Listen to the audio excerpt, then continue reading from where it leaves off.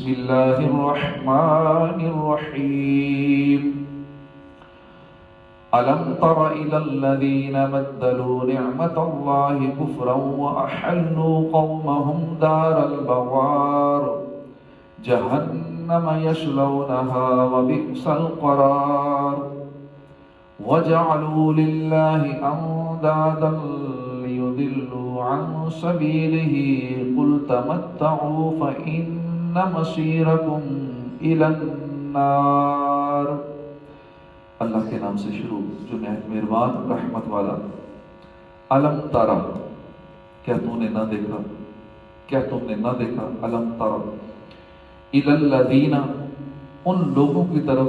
جنہوں نے بدلو نعمت اللہ، بدلو بدل دی نعمت اللہ، اللہ کی نعمت، کفرن و احلو ناشکری سے، اور اتار ڈالا قومہم اپنی قوم کو دار البوار تباہی کے گھر میں، جہنم یصلونہا جو جہنم ہے وہ داخل ہوں گے اس میں، وبئس القرار اور وہ کیا ہی بری ٹھہرنے کی جگہ ہے، وجعلوا اور انہوں نے ٹھہرائے للہ اندادا اللہ کے لیے برابر شریک، لیضلوا عن سبیلہ تاکہ وہ لوگوں کو بھٹکا دیں، عن سبیلہ اس کی راہ سے، قل تم کہو تمتعوا فائدہ اٹھا لو، فإن پھر بے شک مصیرکم تمہارا لوٹنا الی النار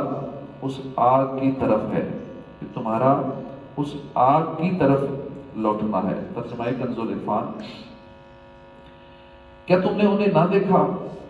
جنہوں نے اللہ کی نعمت کو ناشکری سے بدل دیا اور اپنی قوم کو تباہی کے گھر اتار ڈالا، جو دوزخ ہے اس میں داخل ہوں گے اور وہ کیا ہی ٹھہرنے کی بری جگہ ہے۔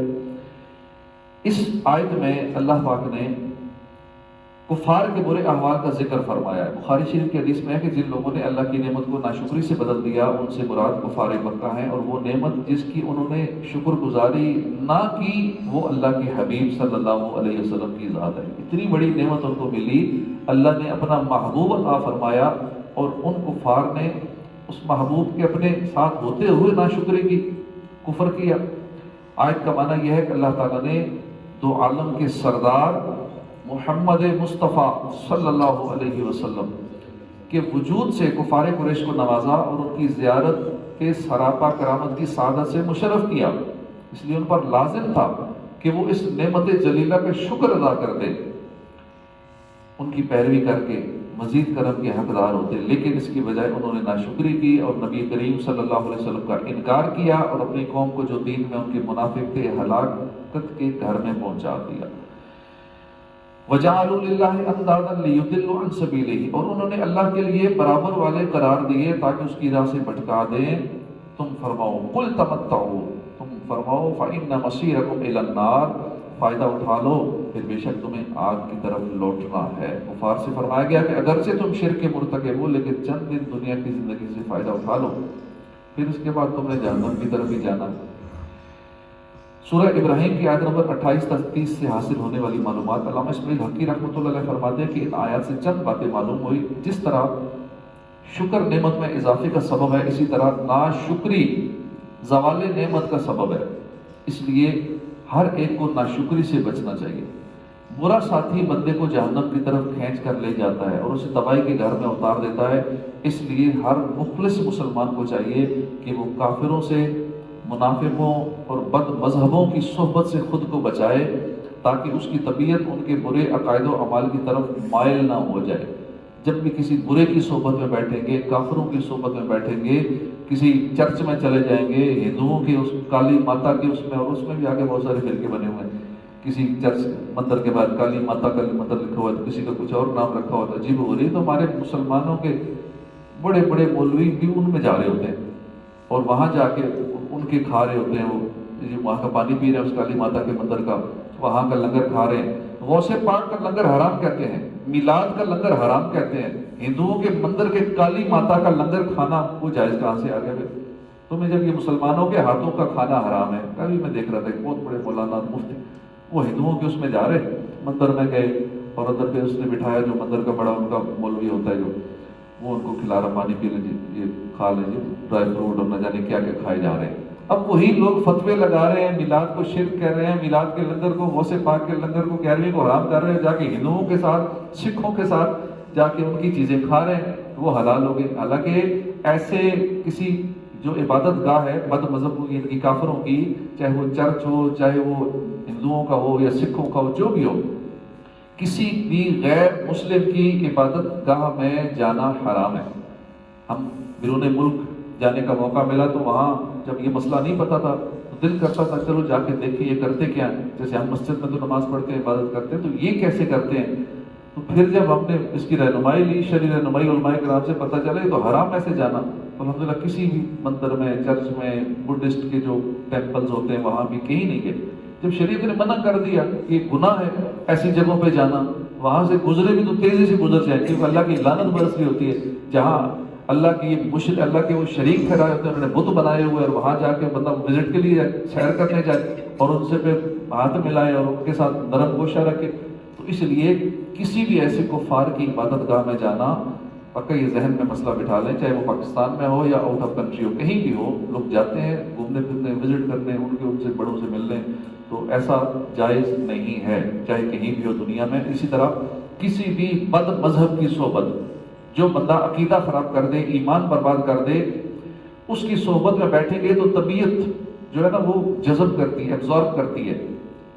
کسی کے ساتھ بیٹھے گا نا، اب میں نے known by the company keeps, بندہ جس صحبت میں بیٹھتا ویسا ہو جاتا ہے۔ شرابیوں کی صحبت میں بیٹھنے والا شرابی بن جاتا ہے، بروں کی صحبت میں بیٹھنے والا آہستہ آہستہ برا ہو جاتا ہے، نیکوں کی صحبت میں بیٹھنے والا نیک بن جاتا ہے۔ اسی لیے کہتے ہیں کہ تم جو بننا چاہتے ہو نا، ایسے لوگوں کی صحبت اختیار کر لو۔ تم بزنس مین لوگوں کی صحبت میں بیٹھو گے تو تمہارا وہی بزنس مین والا مائنڈ بن جائے گا۔ تم صرف نوکری کرنے والوں کی صحبت میں بیٹھو گے، تمہارا بھی ہوگا میں یہ نوکری کرنی ہے، وہ نوکری کرنی ہے، ادھر اپلائی کرو، وہی نوکری کی باتیں کرو گے۔ کنسٹرکشن کرنے والوں کی صحبت بیٹھو گے تو کنسٹرکشن کی بزنس کا خیال آئے گا، یہی کرنا چاہیے، تو بڑا اچھا کام ہے، اتنا پروفٹ والا ہے۔ امپورٹ ایکسپورٹ کرنے والوں کی صحبت بیٹھو گے تو وہی دماغ میں خیالات چلتے رہیں گے، ارے یہ بڑا کام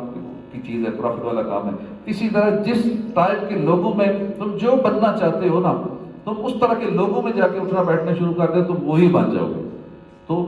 بروں کی صحبت میں بیٹھیں گے، بد مذہبوں کی صحبت بیٹھیں گے تو عقیدہ وہی ہو جائے گا۔ تو اللہ پاک ہمیں بروں کی صحبت سے بچائے، طبیعت ان کی طرف مائل ہوگی اور ان کے عقائد، ان کے اعمال کی طرف تم مائل ہو جاؤ گے۔ تیسری بات جو ان آیات سے معلوم ہوئی کہ جہنم شریر لوگوں کے ٹھہرنے کی جگہ ہے اور اس کی گرمی کی شدت ناقابل بیان ہے۔ حضرت نعمان بن بشیر رضی اللہ عنہ سے روایت ہے، حضور اقدس صلی اللہ علیہ وآلہ وسلم نے ارشاد فرمایا، قیامت کے دن جس جہنمی کو سب سے کم عذاب ہوگا، اس کے دونوں قدموں پر 2 چنگاریاں رکھی جائیں گی، جن کی وجہ سے اس کا دماغ اس طرح کھول رہا ہوگا جیسے ہانڈی یا دیچکی میں ابال آتا ہے، چیز بوائل ہوتی ہے۔ یہ سب سے چھوٹا عذاب ہوگا، سب سے ہلکا عذاب ہوگا جہنم کے اندر۔ اب غور کریں، اگر کسی چھوٹے سے گناہ کی وجہ سے یہ جہنم کا سب سے ہلکا عذاب ہی دے دیا گیا، جس سے دماغ ہانڈی کی طرح ابلے گا۔ حالانکہ ہم تو اتنے نازک ہیں، بندہ بہت نازک ہے کہ ایک آنکھ میں ایک ذرہ پڑ جائے نا مٹی کا، ریت کا، ایک تنکا پڑ جائے تو اس کی حالت کیا ہو جاتی ہے، بلبلا اٹھتا ہے۔ اندر آنتوں میں ایک اگر کوئی چھوٹی سی چیز چلی جائے تو اس کا کیا حال ہوتا ہے، یہ بہت بڑی سزا ہوتی ہے۔ لیکن آگ کی جوتیاں یا بعض روایتوں میں یہ جو ہم نے سنا کہ آگ کی چنگاریاں جب پاؤں میں ہوں گی اور دماغ کھولے گا، اتنی شدید آگ ہوگی، تو اس وقت بندہ کیسے برداشت کرے؟ ہلکی سزا کا یہ عالم ہے، تو جو زیادہ سزائیں ہوں گی اس کا حال کیا ہوگا؟ تو اللہ پاک ہمیں جہنم کے عذاب سے بچائے، اور جہنم کے عذاب کو ہلکا نہیں سمجھنا چاہیے۔ کئی لوگ کہتے ہیں خیر ہے تھوڑا سا عذاب ہوگا تو چلو پھر جنت میں چلے جائیں گے، یہ گناہ کر لیتے ہیں تو خیر ہے تھوڑا سا اس کا عذاب ہوگا، بد نگاہی کر لی تو چلے آنکھوں میں آگ بھری جائے گی، لیکن چلے تھوڑی دیر کا مزہ تو ہے۔ اسی طرح فلاں گناہ ہے، بدکاری کر لی، زنا کر لیا تو چلو لذت ہے، اس کے بعد تھوڑی سزا۔ تو جہنم کی سزا کو جو ہلکا سمجھے، شرعی مسئلہ یہ ہے کہ وہ دائرہ اسلام سے خارج ہو جاتا ہے۔ جو جہنم کی سزا کو ہلکا جانے کہ خیر ہے ہلکی ہے کوئی بات نہیں، جہنم کی سزا کا 1 سیکنڈ کا کروڑواں حصہ بھی برداشت کرنے کی طاقت نہیں ہے، اتنی شدید قسم کی سزا ہے۔ تو کبھی بھی جہنم کی سزا کو لائٹ نہیں لینا چاہیے، نہ ہلکا سمجھنا چاہیے، نہ اس کا اظہار کرنا چاہیے کہ خیر ہے کر لیں گے، برداشت نہیں، برداشت ہو سکے گی۔ اس لیے پناہ مانگنی چاہیے اللہ میں، 1 سیکنڈ کے لیے بھی جہنم میں نہ ڈالنا۔ ایک سیکنڈ کے لیے بھی ہمیں آگ میں نہ ڈالنا، یہ ہمیشہ دعا کرتے رہنا چاہیے۔ اللہ پاک ہمیں عمل کی توفیق عطا فرمائے۔ قل لعبادی الذین آمنوا یقیموا الصلاۃ وینفقوا مما رزقناہم سرا وعلانیۃ من قبل ان یأتی یوم لا بیع فیہ ولا خلال۔ میرے ان بندوں سے فرماؤ جو ایمان لائے کہ نماز قائم رکھیں اور ہمارے دیے ہوئے میں سے کچھ ہماری راہ میں پوشیدہ اور اعلانیہ خرچ کریں اس دن کے آنے سے پہلے جس میں نہ کوئی تجارت ہوگی نہ کوئی دوستی ہوگی۔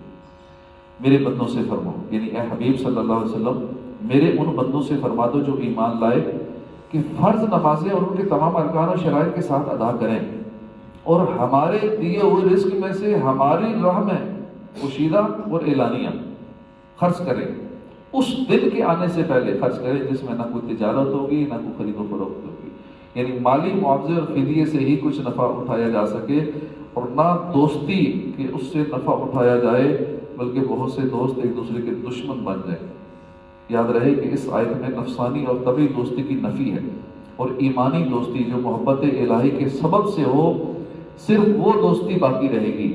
جو دوستی ہم نے کی ہوگی کسی دنیاوی مقصد کے لیے کہ اس سے دوستی ہوگی تو اس کا ذرا عہدہ بڑا ہے، اس کے پاس مال زیادہ ہے، اس سے مجھے یہ فائدہ ہوگا، اس سے مجھے کاروباری فائدہ ہوگا، اس سے مجھے کچھ اور دنیاوی فائدہ ہوگا، یا یہ خوبیاں اس کے اندر، تو چلو دل کر رہا ہے، نفسانی خواہش ہے کہ یہ میں اس سے قریب ہوں، اس سے دوستی کروں، اس سے تعلق بناؤں، اس سے تعلق ہوگا تو سارے سمجھیں گے بھائی اس سے تعلقات ہیں، تو کوئی بھی دنیاوی مقصد ہوگا تو وہ دوستی دشمنی میں بدل جائے گی، وہ دوستی ختم ہو جائے گی، قیامت والے دن وہ دوستی نہیں چلے گی، وہی دوست دشمن بن جائیں گے۔ بروز قیامت وہی دوستی چلے گی جو اللہ کی رضا کے لیے ہوگی، جو صرف رب کی رضا کے لیے ہوگی، دنیا کا اس میں کوئی مقصد نہیں ہوگا، جو اللہ کی رضا کے لیے یوں مل کے بیٹھے ہوں گے۔ اب یہاں ہمارا بیٹھنے کا کوئی مقصد تجارت نہیں ہے، ہمارا کوئی مقصد نہیں ہے ایک دوسرے کو دنیاوی فائدہ پہنچائیں، ایک ہی مقصد ہے اللہ اور اس کے محبوب کی باتیں سننا۔ تو قیامت والے دن بھی وہی لوگ اکٹھے بیٹھے ہوں گے جو اللہ اور اس کے رسول کے نام پر اکٹھے ہوئے ہوں گے۔ تو اللہ پاک ہمیں ہر کام اپنی رضا کے لیے کرنے کی توفیق عطا فرمائے۔ اس طرح فرمایا کہ میرے دیے ہوئے رزق میں سے، رزق اللہ کا ہمارا ہے ہی کوئی نہیں، ہم تو وکیل ہیں، جو اس کا مال ہے ہم نے خرچ کرنا ہے، اس کی وکالت کر رہے ہیں، اب مال اسی کا ہے اور وہ کہہ رہے ہیں ہمارے مال میں سے، ہمارے دیے ہوئے میں سے ہماری راہ میں خرچ کرو۔ تو اس دن سے پہلے کہ جس دن نہ دوستی کام آئے گی نہ کوئی تجارت کام آئے گی، تو ہمیں ابھی چاہیے کہ جتنا ہو سکے اللہ کی رضا کے لیے نیک کاموں میں خرچ کریں، تاکہ موت اگر آج ہی آ جائے، کوئی پتہ نہیں موت کا کس وقت موت آ جائے، تو اس سے پہلے ہم اتنا لگا چکے ہوں اپنے لیے، اپنے آخرت کے اکاؤنٹ میں اتنا کچھ ڈال چکے ہوں کہ مرنے کے فوراً بعد وہ ہمارے کام آ جائے۔ اب غور کریں نا، ہم کتنا چھوڑ کے مرتے ہیں، لاکھوں کروڑوں روپیہ اپنے وارثوں کے لیے چھوڑ کے دنیا سے چلے جاتے ہیں، اب پیچھے سے شاید اس کروڑوں میں سے کوئی ایک مسجد بھی نہ بنائے آپ کے نام کی، کوئی کچھ بھی نیکی نہ کرے۔ آج کل تو نفسی کا عالم ہے، تنگ دستی، مہنگائی اور ہر ایک پریشان ہے، تو کہاں سوچے گا اپنے مرنے والے کے لیے؟ پہلے تو وہ زندوں کے لیے سوچے گا نا، پہلے اس کی شادی کا کچھ کر لیں، پہلے اس کا کچھ کر لیں، اس کا گھر بنا لیں، اس کی تعلیم کا کر لیں، جو مر گیا وہ ٹھیک ہے، جو کبھی کبھی فاتحہ پڑھ لی، بہت کر لیا نا، دعا کر لی ہے نا، اور کیا کریں اس کے لیے؟ کئی لوگ بولتے ہیں وغیرہ کہ اللہ کی راہ میں اس کے لیے خرچ کرو، کوئی مسجد بنا دو، کوئی مسجد میں کام کرا دو، کوئی اور نیک کام کر دو، اس کو ثواب پہنچے۔ آپ نے اس کو ویسے بھی تو اس بیٹے کو حصہ دینا تھا، مثلاً اگر 1 کروڑ ہے، آپ نے 2 بیٹوں میں تقسیم کرنا تھا 50-50 لاکھ، ایک بیٹا دنیا سے چلا گیا، ٹھیک ہے، اس کا وہ بظاہر وراثت میں حصہ نہ رہا، اب سارے کا حصہ وہ دوسرا بیٹا مالک اکیلا ہو گیا، لیکن آپ نے دینا تو تھا اگر وہ زندہ رہتا، دنیا سے چلا گیا نا، تو آپ بھی تو اسے دے دیں۔ کیسے دے؟ یہ سارا اس کے نام پہ خرچ کر دیں اللہ کی راہ میں، جو اس کا حصہ بنتا تھا 50 لاکھ لگا دو۔ اب کئیوں کی بات سمجھ میں آ جاتی ہے، وہ لگاتے بھی ہیں، لیکن جس کی نہیں سمجھ میں آتی ہے وہ کہتے ہیں نہیں، مال کی محبت بھی نہیں خرچ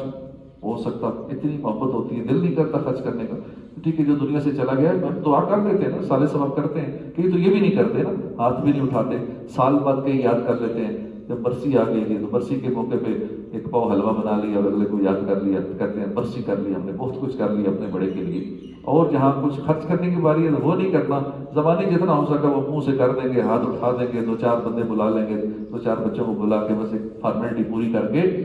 یہ کرتے ہیں۔ اس لیے اپنے ہوتے ہوئے جو کرنا ہے کر جائیے، پیچھے سے کوئی کسی کو نہیں پوچھتا۔ اب ہم غور کریں، ہمیں اپنے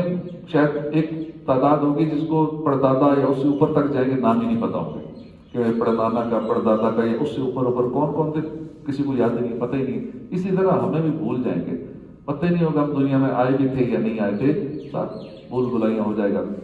تو اس لیے اپنے ہوتے ہوئے جو اللہ نے مال دیا ہے اس کو اللہ کی راہ میں لگا کے اور آخرت کے اکاؤنٹ میں جمع کروا دیجیے، انشاءاللہ یہی ہمارے کام آئے گا. اور ایک بادشاہ تھے عمر بن عبدالعزیز سے کسی نے کہا کہ حضور آپ بادشاہ ہیں اور آپ نے بچوں کے لیے کیا چھوڑا پیچھے؟ فرمایا اگر تو یہ بچے میرے نیک ہوئے